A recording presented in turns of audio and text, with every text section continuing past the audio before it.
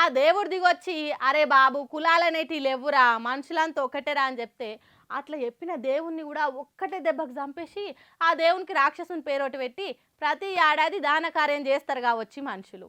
మెండైన బ్రాహ్మణుడు మెట్టు భూమి ఒకటే, షెండాలుండేటి సరి భూమి ఒకటే అని అన్నమయ్య కీర్తనలు రాసిన జాగా తిరుపతిలా ఎసోంటి పనులు చేసిండ్రో చూడుండ్రి. బ్రహ్మం ఒక్కటే పరబ్రహ్మం ఒక్కటే మనుషులంతా ఒక్కటే అన్నట్టు అన్నమయ్య కీర్తనలు రాసిన తిరుపతిలా ఓ మనిషికి ఎంతటి అవమానం జరిగిందో చూడుండ్రి.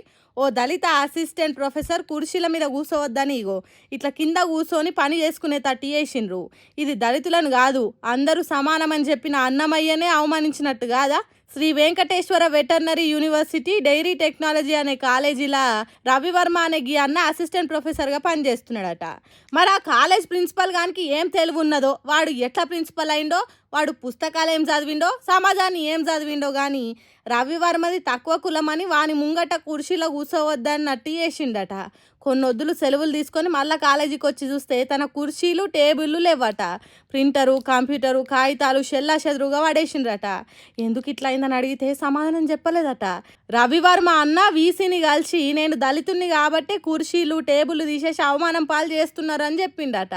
ఇంకేమున్నది, వీసీ వచ్చి చూసి ప్రిన్సిపాల్కు ఫోన్ చేస్తే వీసీతో కూడా సరిగ్గా మాట్లాడలేదట. అంటే చూడుండ్రి వాని తలపొగరు.